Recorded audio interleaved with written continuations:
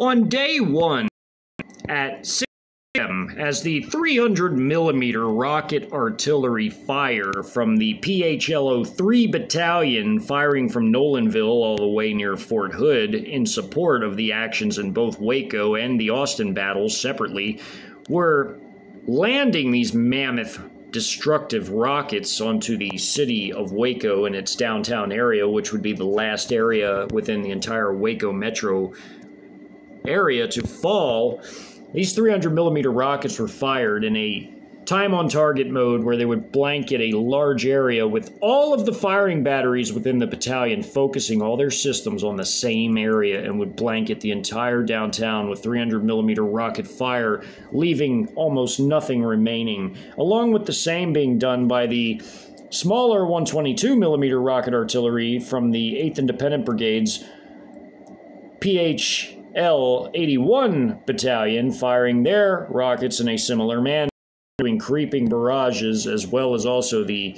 very potent 152mm howitzer fire coming in from the artillery battalion of the 38th Infantry Brigade as well. Occasionally there would be some 155mm artillery fire, which was also very powerful, in the same league as the 152 in terms of destructive power, which would be also fired in downtown, although by this point most of it was being shifted to support the other 7 battalions arranged in a crescent to guard the entire eastern flank of the Waco operation, which also belonged, this 13th Light Armored Brigade, to the 288th Light Infantry Division, along with the 3rd Light Infantry Regiment, 14th Light Infantry Regiment, and the 2 independent battalions, 1 headquarters over the entire division, and 1 support, which were now in the TSTC airport, captured immediately at the beginning of the battle. As 6 a.m. would go on till 18 hours later, between that 18 hours, many things had occurred, as the PLA's external prong of Group Armies 7 through 13 had now long since passed through the Fort Hood area and then the Waco area, and by this point, we're already well into Oklahoma by day 2, as these Type 88C main battle tanks are an example on I-35 here as they're passing the Fort Hood and Waco areas with all these littered equipment, these vehicles littering the side of the highway, as these destroyed Abrams tanks here are still on fire and smoking, as is this Bradley over here off in the distance, as they had strayed too close to I-35 and were thus destroyed by Trojan shock forces jealously guarding the route for the external forces, who would then be moving up as they were doing in this image here, in a very, very small grouping out of the larger subordinate units that comprise the even larger group armies, as this Type 88C element of one of their platoons, as there would be 2 more tanks from 1 platoon, from 1 company, from 1 of the subordinate units within 1 of the group armies, was passing through this area with their quadcopter recon assets and even a loitering munition patrolling the area adjacent to the highway for any types of potential ambush situations, which would have been fired by one of the local Trojan forces headquarters elements, as this was sometimes the case, as they would jealously guard the roads for their externals to move up relatively safely without having to worry about the weaker vehicles in the convoy, such as the softer skin headquarters type vehicles or admin vehicles or logistical vehicles possibly being ambushed and slowing down the entire convoy. Although there were very powerful vehicles in these convoys, they were separated by company elements, which ended up being battalions, which ended up being within larger units, which ended up being within each group army. And there could be a company of armor, and then following that could be a company of headquarters type vehicles / logistical vehicles or command vehicles, which could thus be ambushed and could be potentially destroyed and hold up the entire convoy, which was an absolute no-go for the PLA. Hence the Trojans would jealously guard, whether it was with loitering munitions or actual dismounted troops patrolling areas or vehicles, and the quadcopter recon assets that belong to each vehicle and each squad of each vehicle or crew,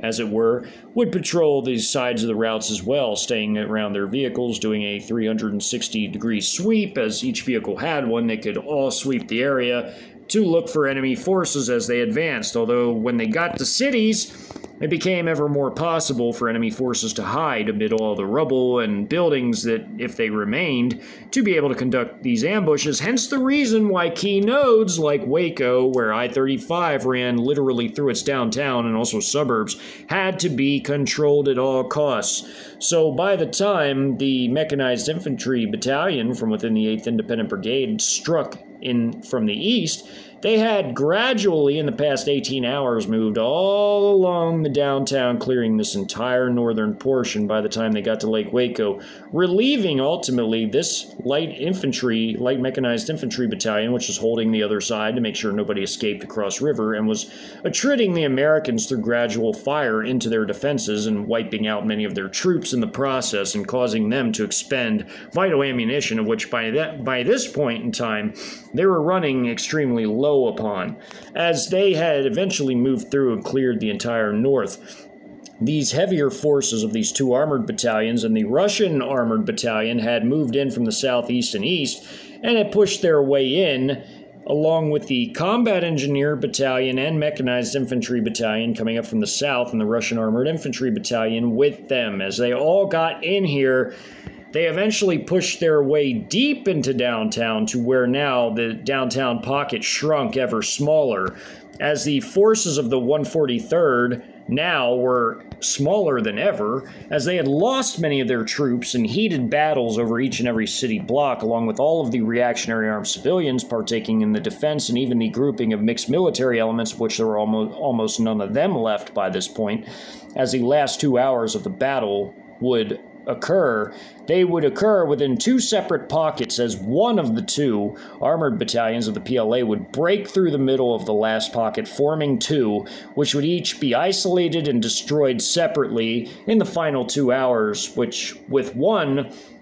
having the Russ1an Armored Bttn partake in it, along with elements from the Combat Engineer Bttn of the 38th Infantry Brigade partaking, and the elements of one of the two armored battalions partaking in one pocket, with the other pocket handled by the other armored battalion's elements, and the remaining elements not partaking in the capture of the pockets would be aggressively patrolling their newest acquisitions in the downtown area, as it pertained to the comprising companies of some of these battalions.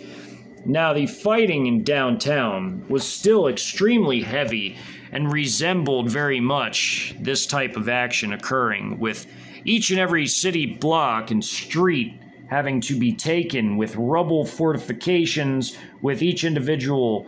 defender either etching out their own defenses in the rubble or participating in the organized construction of defenses with either rubble or sandbags, or even in the park, which was one of the last places to fall. There was a city park near the Alico building over 1 kilometer away, which would be one of the last positions to fall, whereby when the American combat engineers had entered, they had begun to not only dig trench systems and construct bunkers of different types, they had filled many sandbags with the help of the reactionary armed civilians and the troops of the 143rd, which was now ground down to just under a company in size and was split up between both pockets, along with armed reactionary civilians and some of the mixed American forces that were still left from Fort Hood, which was almost none. They were only in full 250 defenders left, split between these two pockets. And the PLA's armored infantry forces and their anti-tank companies firing over them with their very powerful anti-tank HJ-10 missiles, which were very long range for an anti-tank missile at 6.2 miles, and also were highly destructive. They were large missiles. They were firing over in support of their troops from their AFT-10s, with the armor moving in, and armored infantry forces with their ZBDO-4As, which also equipped the armored infantry like their Type 89As, like so. And the ZBDO-4As, which were the infantry fighting vehicles that the armored infantry, mechanized infantry, which were essentially the same thing, but they were a separate entity as the armored infantry, who were part of an armored force, and the combat engineers all had access to these ZBDO-4As that equipped their platoons, along with the combat engineers having an armored engineering vehicle in place of an extra Type 89A, so they had that. Instead of having 4 Type 89As like the mechanized or armored infantry forces, they had 3 with a armored engineering vehicle that had a rocket-fired C4 line charge to clear obstacles, mines, and even enemy troops if need be, and they had a heavy machine gun mounted on top, a W85. And the ZBDO-4A was a very, very advanced and capable infantry fighting vehicle. Only the VN-20 was a bit better than that, but only the active duty PLA forces had those. The rest of the PLA operated the ZBDO-4A like their ready reserve forces, and that was still a highly effective IFV and made in massive numbers. And these forces, with their equally highly capable Type 96B main battle tanks, were leading the assault into the downtown area along with their armored infantry troops, and also the Russian forces, who contributed their armored battalion and 1 battalion of armored infantry, helping the mechanized infantry forces of the PLA of their 38th Infantry Brigade, working with them side by side in the southern portion of the downtown cordon, were pushing their way in, and by 6 p.m., the final 2 hours were beginning, where the 2 last remaining pockets with the 250 defenders, with 100 defenders near the former Alico building, which after heavy rocket barrages from both 300mm and 122mm rockets from the 8th Independent Brigade's artillery battalion, plus all of the 152 shells, had already horribly defaced the Alico building and essentially completely had gutted most of it by this point, although it was a very, very well-built old building made of concrete and steel reinforcement. I mean, it was a very old and well-constructed concrete building. It had been heavily defaced and completely gutted and shredded up by all of the artillery fire, and there wasn't much of a facade left as all of it had collapsed into the street. And it was finished off by 4 cruise missile strikes from a YJ-18C container-based cruise missile system at 10 a.m. on the first day, as they fired their last salvos at 10 a.m. of all the container-based caliber Club Ks and YJ-18Cs, and 4 from a single container, all targeted the Alico building and turned it into a smoldering crater, by which point some of the surviving commanders had fled to this horribly gutted building across the street. And this city block and this city block were the last areas to fall in this pocket here, as the PLA fought their way in along with the Russian forces from their armored battalion. They contributed 1 tank company, and they contributed 1 armored infantry company from their armored battalion, and the PLA had 1 company present, this being broken up into different platoons, and their armored infantry present as well, 1 company of them from 1 of their battalions. And even there were 2 platoons from a Combat Engineer company, as there was 7 Combat Engineer companies, which made the Combat Engineer Bttn of the 38th Infantry Brigade, also the one in the 8th Independent Brigade, with each having a headquarters and support company. There were 2 platoons from 1 company in this pocket, as the rest of their element, the headquarters platoon, was off-map safely away from the combat to provide logistics and command over their forces, and there was their other combat platoon partaking in the capture of what the defenders had dubbed the Alamo, as this was the city park, and they had sandbag emplacements spread out in front of this trench system which wrapped around this area here, as the men in the trenches and these bunkers could fire through the gaps in the sandbag emplacements to provide mutual support. However, these movements of 1 armored infantry company and 1 of the tank companies of the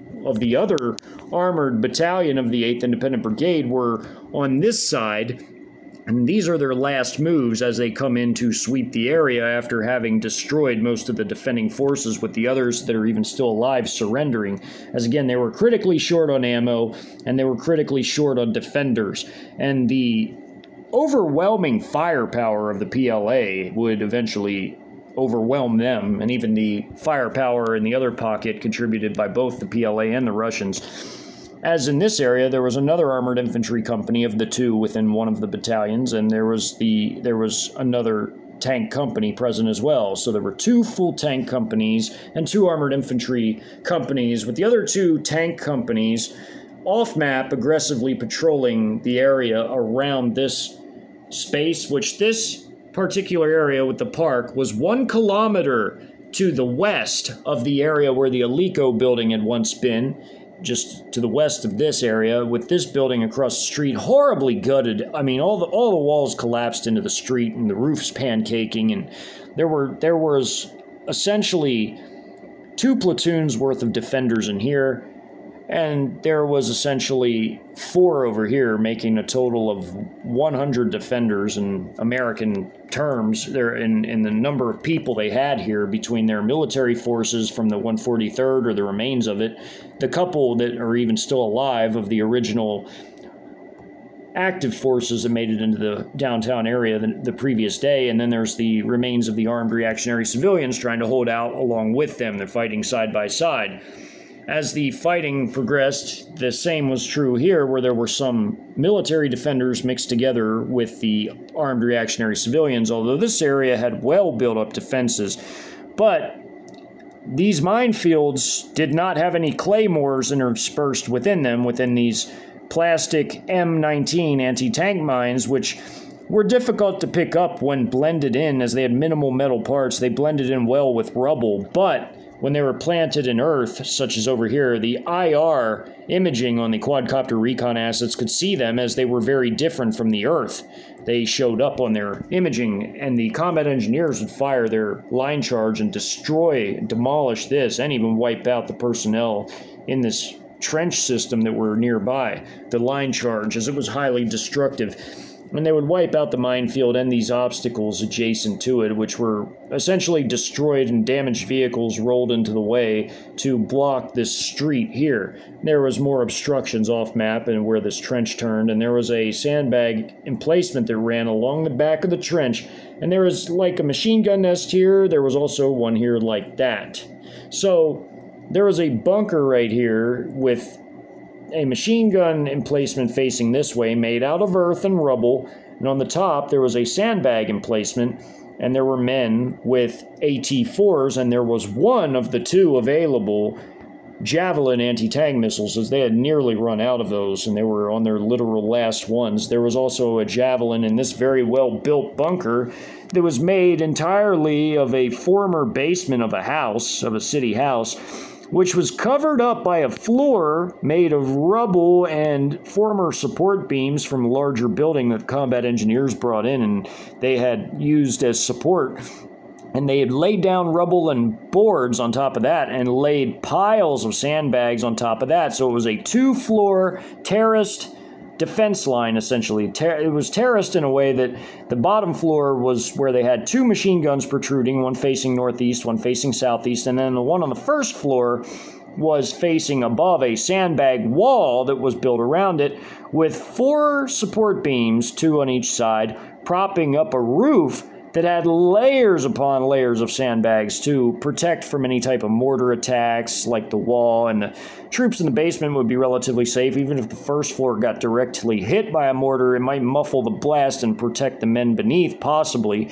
And the other floor over the basement level would have even more sandbags to protect those in the basement. However, it would not withstand the attack coming against it, as loitering munitions had been fired in a salvo of 48, with approximately 24 going for the Alamo positions, and the other 24 of the 48 going for the final battle occurring on these 2 city blocks, as the defenders had abandoned their previous positions and fled to this former building that was what was left of it, as some of it still remained, although it was so horribly gutted that all the floors were exposed and everything could be seen inside.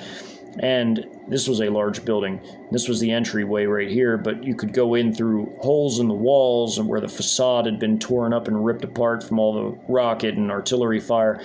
And this area was completely in ruins, and the individuals in this position had turned all of these into individual rubble fighting positions. There was no rhyme or reason or method to it, as the saying goes. They were just independent positions that these men created themselves out of these rubble piles for their own fighting positions, as they had to do it at a spur of a moment. Over here, though, the combat engineer forces of the mixed American military force that came in, as there were elements from the 91st Brigade Engineering Battalion, had dug out all of these trench lines here that went around this area to use for dual purpose, to fill sandbags for other positions throughout the city, as previously shown on maps before it got to this point, and also defenses in this particular area, as nothing would go to waste. Not the trenches dug out to fill sandbags, as these foxholes would be defensive positions. When the engineers did this, they planned it all out methodically. It was very methodical. They planned on making defenses here, but using the earth from it to fill sandbags that could be trucked to other places when there was lulls in the artillery fire, when they had time to actually transport sandbags with their LMTVs and other vehicles to other parts of the city to build up the defenses, as they fortified almost every single city block, minus a small handful. And they fortified this area with ample sandbags, as there was a sandbag machine gun nest, sandbag wall connecting to this bunker right here that had a lot of trees around it, covering it up, kind of obscuring it somewhat, as it was made of earth and rubble, and the machine guns faced this way and this way.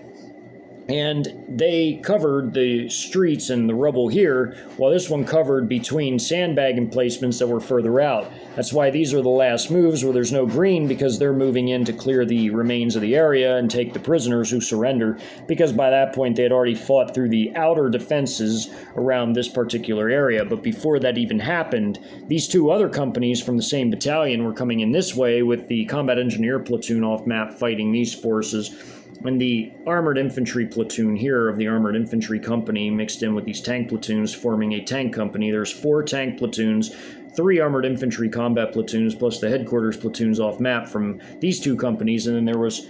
an Armored Infantry Platoon, Armored Infantry Company here broken up into its different platoons, and a tank company here broken up into different platoons. It's 4 platoons. 3 Armored Infantry Platoons and its headquarters made an Armored Infantry Company, and 4 tank platoons and its headquarters made a tank company. And there was 2 of each here and 2 of each here.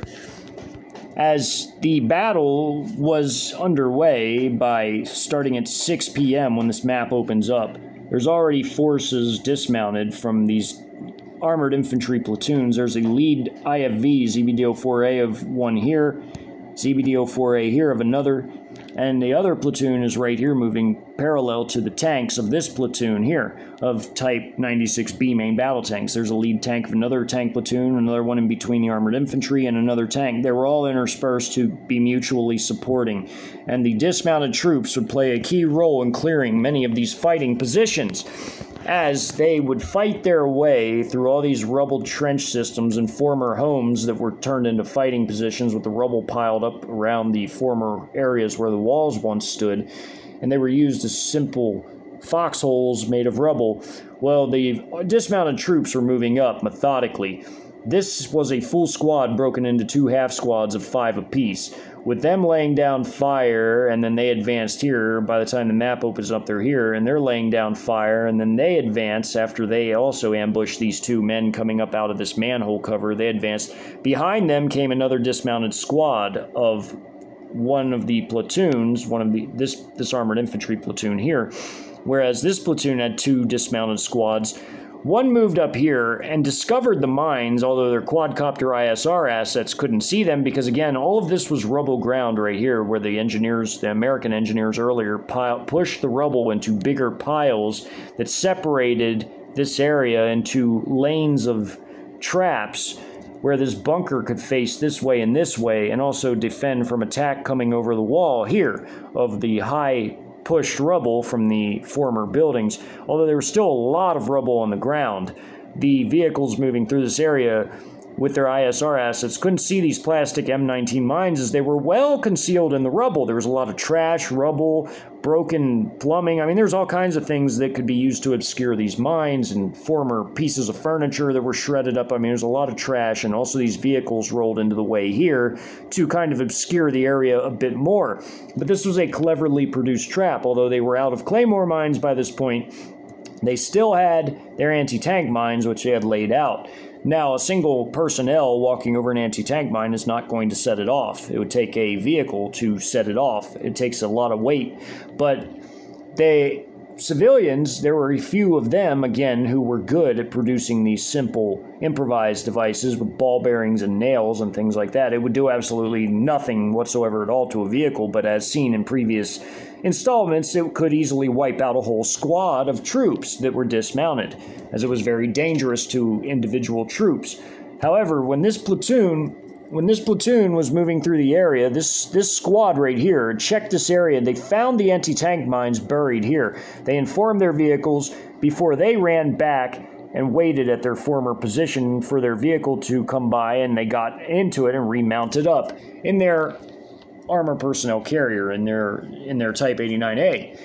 And instead of the ZBD-04A continuing to lead the procession, it had moved up and it had let one of its armor personnel carriers go ahead of it, and it followed behind because they didn't want to lose their ZBD-04A, so they tried a fishing method with their APC, one of their 4 APCs leading the procession instead, the column. So there was a Type 89A going in between the rubble and these vehicles, climbing over a smaller pile of rubble which could be traversed. And when they got here, the ZBD-04A right behind it stopped here while they peeled off to go around to lay down fire as they started taking fire from this bunker from the machine guns, and also some AT-4s fired at them, which at first didn't do anything to either vehicle, but once the vehicle got immobilized and ran over a mine and it immobilized it, this armor personnel carrier, this Type 89A, had run over an anti-tank mine, which immobilized it, and although it took a few AT-4 hits head-on, and all it did was some minor damages because it hit the strongest part of the armor, the javelin man inside in the basement fired his javelin, and although it wouldn't succeed against this IFV, as the infantry fighting vehicles had IR and laser scrambling and would throw the missile off and make it crash harmlessly to the side or off course from the vehicle, the top attack mode actually worked on the armor personnel carrier that became immobilized. Although while they fired the javelin and destroyed it on top attack mode, the IFV was firing 100mm shells straight into this, along with this tank column, the tank platoon here that drove here and temporarily stopped while this activity was going on and they were waiting for their vehicles to go around. The tanks that drove through and set off the tripwires that set off these 3 improvised devices, one facing this way, and this way, so it went blast, blast, blast. And it did nothing to the tanks, and they continued on. By the time they got here, they were taking fire, and they fired their 125mm tank gun directly into the bunker, along with these loitering munitions showing up with heat warheads. The Salvo 48 had heat warheads because they anticipated correctly having to destroy bunkers, although there were no American vehicles left, as all the parking garages had been withered away by all the artillery strikes and were eventually destroyed, finally, by cruise missile strikes, destroying the bottom floors, and also with even DF-15Cs fired from the 616th Strategic Missile Forces Brigade of the PLA's Eastern Theater Command, who had those. They finally used them, even though they weren't necessary by that point. After all the artillery strikes had withered them down and the cruise missiles finished them off, they still fired them anyway on general principle and just completely left nothing remaining of these parking garages, and the Americans finally lost all their vehicles from either being exposed on the streets when the artillery fire was going on, or in the parking garages when the final cruise missile strikes came in, and then followed up by the DF-15s, as there were only several different parking garages accommodating some of the remaining vehicles. So there was none left by this point. The Americans were critically short on everything at this late stage, so they only had a certain amount of logistics available. So after these tanks stopped here, fired into this, and they were firing into these trenches over here that were produced in 3 lines, with this one behind the bunker right here, these troops right here getting hit by a loitering munition, the other 2 going straight into the basement, hitting that, destroying this bunker with tank shells landing on the first floor, crashing into the rubble and destroying it with frag T shells, and the IFV shells, as the IFV stayed put and didn't go any further, firing into it as well with 30mm autocannon fire, 100mm shells. All of it was far too much, and it completely annihilated this bunker. It was just way too much fire, including with the loitering munition strikes and tank fire too with the IFV. It was far too much, and they couldn't survive it. So they all perished, and the tank shells continued flying into these troops here and wiping them out. And also at this time, the AFT-10s of the anti-tank company of the battalion that this tank company and armored infantry are part of, and this tank company and armored infantry company were a part of, with the other 2 tank companies and headquarters and support company off map, patrolling the area and holding down their new acquisitions of this battalion. There were only 4 companies supported by their AFT-10s of their anti-tank company, which were hitting personnel that were exposed or not well protected enough from rubble, as the HJ-10 was a very powerful missile. And the fire support companies of the 2 different mechanized infantry battalions within the local downtown area, which were part of different battalions but could be called in for support, were firing their PLL-05s for more surgical strikes. And artillery was off limits as it was far too destructive to use in a small area where their troops were expected to maneuver through. But the 120mm heavy mortars from their heavy assault gun mortars, as it was a dual-purpose weapon, it could be fired in direct fire or it could be fired in an arc like a mortar. They were called in for surgical strikes, and they were wiping out ample numbers of defenders by this point. There was a large sandbag emplacement, and sandbags mixed in with rubble, making a trench here with a sandbag emplacement on the end. As these troops came up out of the sewer, out of the manhole cover, they were hit by mortar fire and HJ-10 strikes, which wiped all these personnel out off the map. And there were multiple mortar strikes on this city block right here. There's one hitting here that wiped out these 2 personnel as they were trying to flee. As this squad tried to flee, only 2 survived as this guy got caught on the end as they came out of the manhole cover. And the mortar struck and wiped out the rest of them, as indicated by this arrow encapsulated in red. That means these 2 guys are finally wiped out by the time they got here by a mortar fire.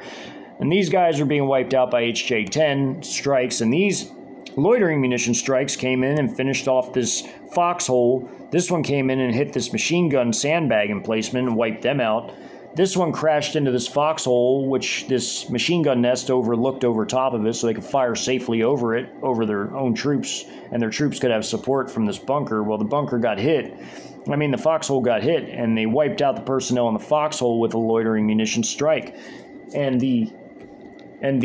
other loitering munition came in and hit enemies here, and another one came in and hit enemy personnel here. And these 2 came in and hit this trench system.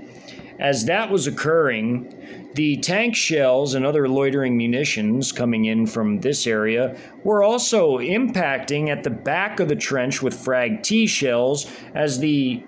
tanks had outstanding fire control systems and ballistic computers, as well as their different shell and main gun combos, and they also could be ISR directed, as they could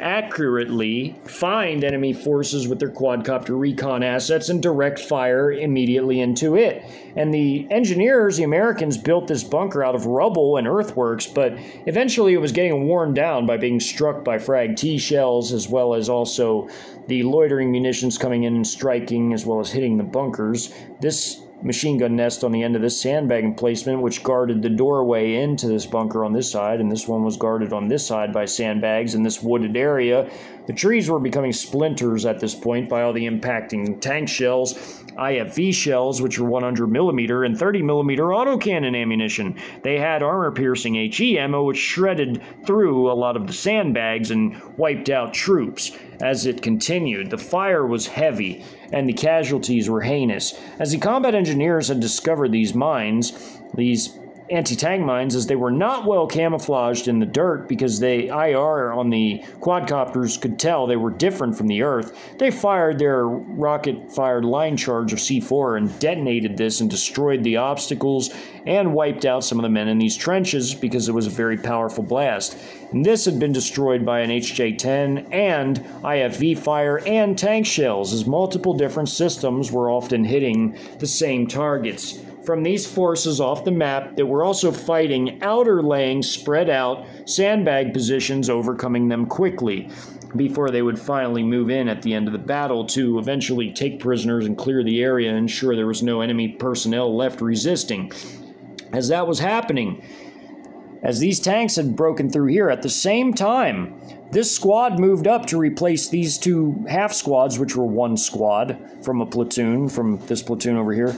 They were clearing this city block, as they had ambushed, by the time they were here, they ambushed at the opening of the map these personnel coming out of the sewer here, and they also were firing in a firefight with these personnel, but had wiped them out quick with the help of accurate fire from the HJ-10 anti-tank missiles slamming into their positions, fired ISR directed from the quadcopter recon assets of this squad as it got sent back and processed through their AI data processing network, and was then sent back to the systems which could fire accurately at their targets, ISR directed. And as this IFV rolled up with their rest of the platoon following of their Type 89As behind them, they were heavily laying down fire at these forces here, along with all the mortar strikes, and they were supporting their advancing infantry dismounts as, again, one squad moved up to watch their rear flanks in this position, while these two half squads, making a whole squad, did a classic bound and cover where they laid fire down, and the other bounded ahead where they got here at the opening of the map. Then they laid down fire, and they bounded ahead after, and they reached here after laying down fire on these enemies and HJ-10 strikes. Then they bounded ahead, laid down fire on these personnel, while then they bounded ahead and laid down fire as well as the mortar strikes were going on and the HJ-10 strikes were coming in. As all of that was going on and the vehicle-based fire was happening, being fired into this area, all ISR directed to prevent friendly fire casualties, with the AI system giving guidance on angle and traverse of weapons as the AI system processed multiple levels of data, including the capabilities of weapons and their destructive radius for certain ammunition types, and they could calculate the angle and traverse to ensure that there was no friendly fire incidents, which almost cut them down to zero. This AI technology is absolutely real and revolutionary, and it was being utilized by the PLA as China was the leader in AI in the world. This squad broke into two half squads, with this half squad leading, forming into a line formation, and them doing the same as these two half squads. And they began to bound and cover, with this half squad staying here while they bounded here, and then they laid down fire on these men while they were laying down fire, this wedge formation, when it got here. And they all coordinated their actions. This squad broken into two half squads, with this full squad and their vehicles moving up to provide them cover from the streets. They then had bounded ahead, laid down fire on these personnel, and then they bounded ahead, the other half squad, and laid down covering fire after this squad had eliminated these personnel and caused these personnel that were taking fire to retreat behind this sandbag and rubble trench emplacement. As the sandbags started here and worked their way around into another sort of machine gun nest position, and there was also rubble here too intermixed with it for trench system like protection. These forces were firing back at the PLA troops, but the PLA troops were laying down heavy fire with their anti-personnel and anti-tank rounds from their Type 69 enormously mass-produced rocket-propelled grenades. They were firing 35mm grenades, much like these forces over here, with a man with a Type 69 firing it, another soldier laying down cover fire here and here, his weapons laying back here with a sling so he could fire this. And this guy's firing his tube-fired 35mm grenade from beneath his QBZ-95 rifle over this tank. This tank was there taking all the small arms and machine gun hits, so this guy was safe behind it. This guy's taking cover on the corner of it, firing around it. These armored infantry troops were giving mutual support to their armor, like these vehicle columns, along with dismounts, giving support to their vehicles. Armored infantry with the armor, like what was going on here exactly. As they were moving through, crossing streets, taking fortified rubble areas, throwing hand grenades like this wedge formation right here beside their vehicle, dismounted, whose their vehicle's a mobile fire support platform, laying down heavy machine gun fire with the very powerful 12.7mm heavy machine gun, tank turret gunners firing, coax fire, tank gun can fire. There's firing a stolen Type 69 RPG, which will absolutely do nothing to the tank unless they hit the tracks and immobilize it, but it's unlikely. And they're laying down heavy fire back at them, with the grenades being thrown into these rubble areas to clear them. This guy's already been KIA'd. There's guys firing behind these personal positions, personal protective rubble positions that were created. And these guys captured this position and were now using it to fire over and fire around their vehicles. This guy, you see the rifle of one guy here, another guy, they were doing a wedge. This guy's leading behind the tank. He can come out any time from behind the tank, the two half squads, and attack, but,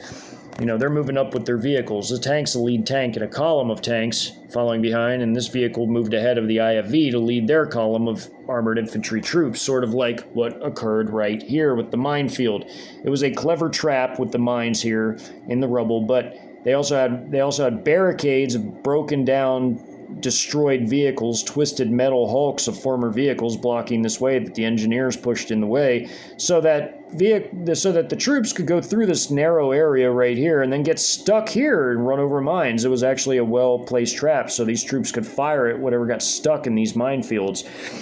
But it didn't work exactly as intended, although they did destroy the last PLA vehicle that they actually ended up destroying in this battle, which was one of the Type 89A armor personnel carriers, after it had already taken some direct hits in the strongest part of it in the front with AT-4s, which horribly warped and dented the armor before the top attack mode fired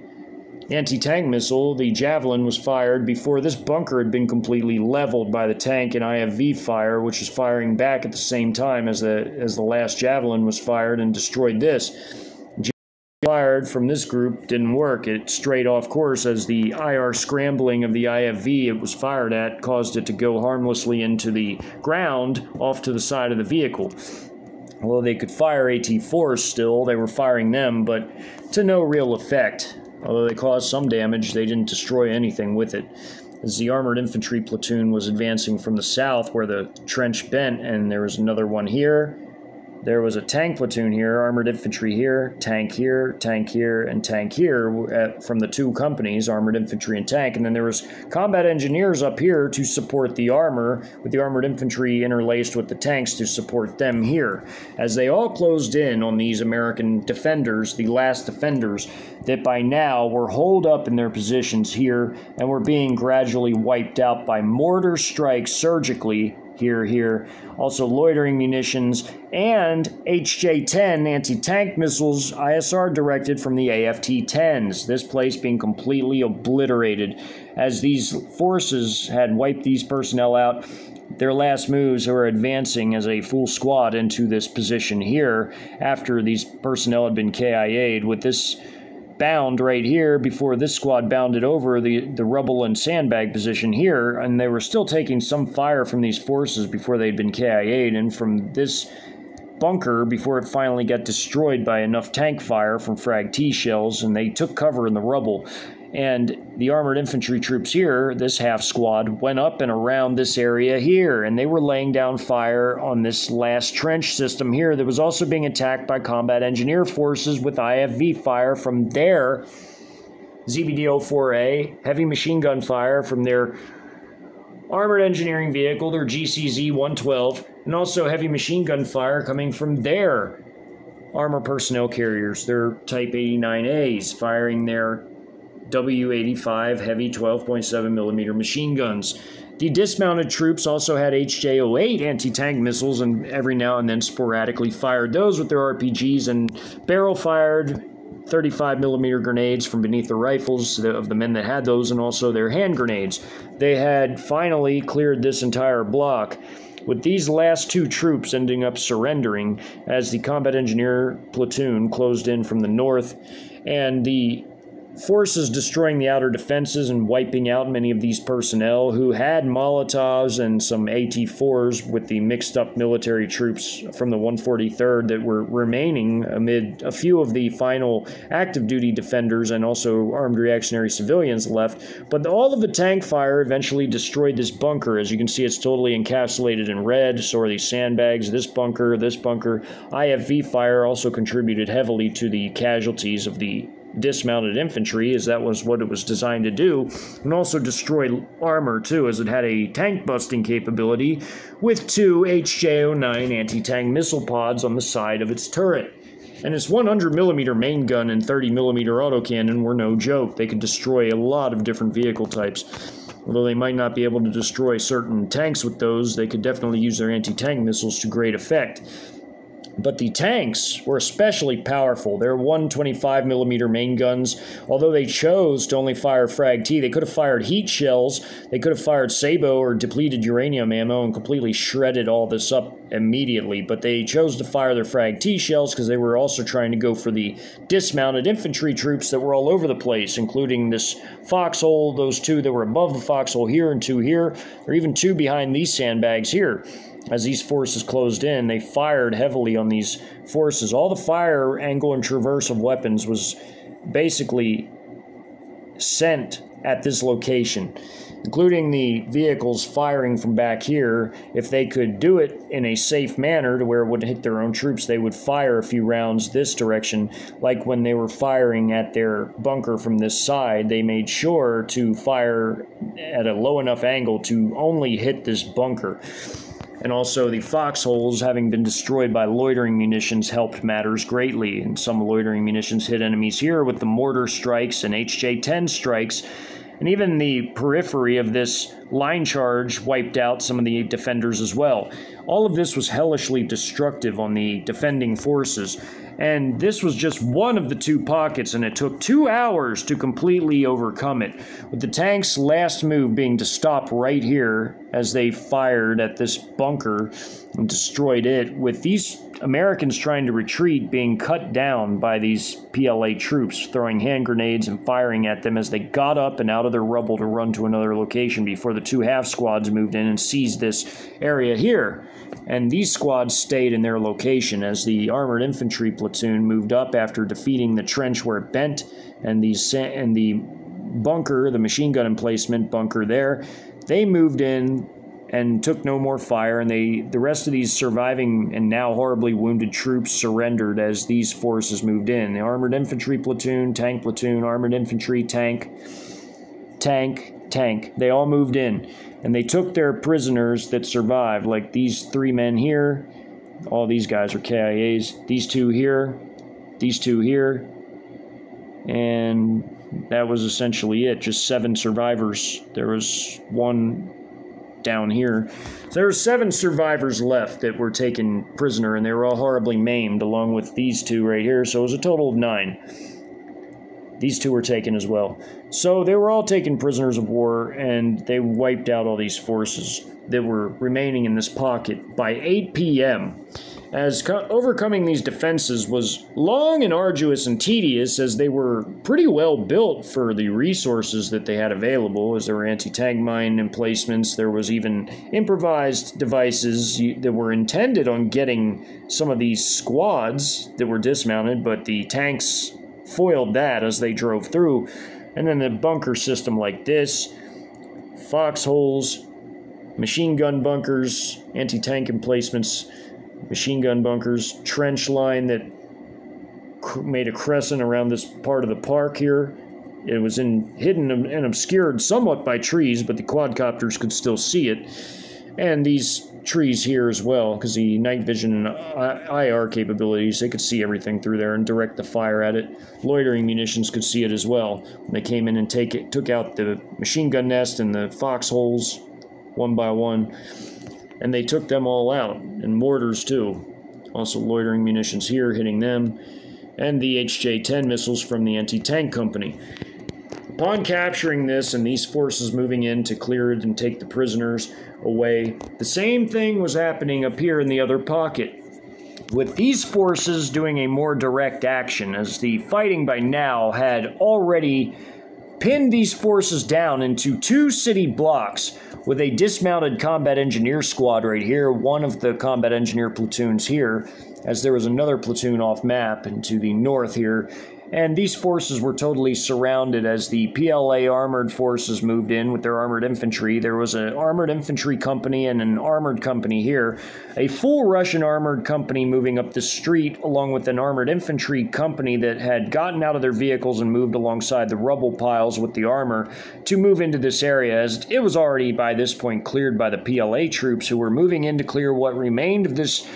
horribly shattered, ripped up, horribly collapsed building, as the defenders could defend themselves amid the shattered and ripped up floors inside and all the rubble that was produced from all the strikes from artillery fire, from 300mm rockets landing near or on it and 122mm rockets totally twisting the facade and collapsing the ceilings and roofs, and also making the walls completely collapse on all sides. Most of the floors could be seen from the ground level, as it was now an open floor plan pretty much, with collapsed walls everywhere. Some floors could be climbed up to by the rubble, and others could be still traversed by limited staircases that even remained intact. And the forces, although it was difficult, this squad in a rolling T formation moved in this way, and this squad in a line formation broke off of this rolling T, and they went in this way through this rubble and made their own entry breach, and their vehicle column of their platoon, led by their infantry fighting vehicles, stopped here, and they were taking fire from inside, and these forces, as they entered, they were taking fire, as indicated by the green here, because they're firing down from the open floors that could be seen before they went in. And fighting progressed as 2 full squads went in this building to take on essentially what was about a platoon or slightly larger, and there was even more over here in this rubbled segment. This whole city block that was completely reduced to complete rubble from all the artillery fire. All these buildings simply collapsed into nothing but a massive rubble heap. And loitering munition strikes came in. Not just the 24 Chinese CH-901As that were set on AI targeting mode and also had their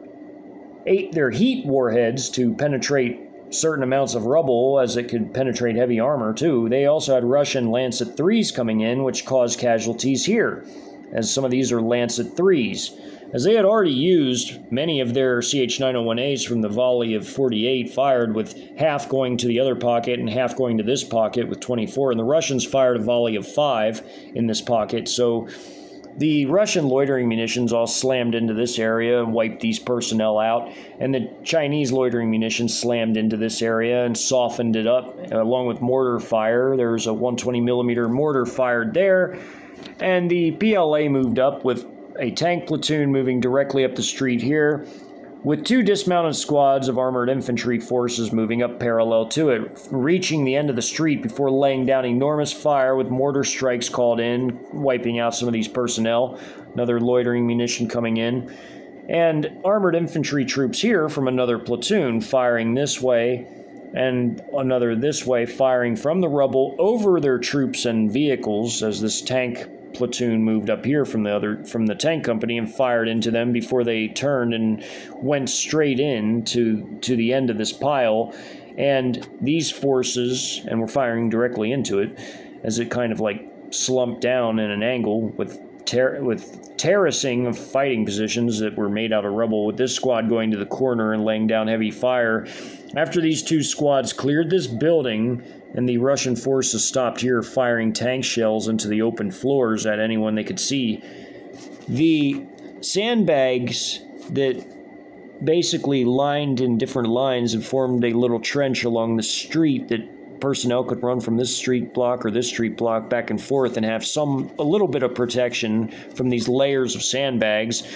as they could run between them. It did them no good by this point and helped the PLA a bit more than it helped the troops in these different areas, as this building had been cleared first, as all these troops had been wiped out and a few taken prisoner. And these squads would then advance on this pile after this movement had occurred, and the tanks rolled up and fired immediately into the rubble up in the higher positions of it from right here. With the loitering munition strikes already having it occurred, armored infantry covering their vehicles from the rubble,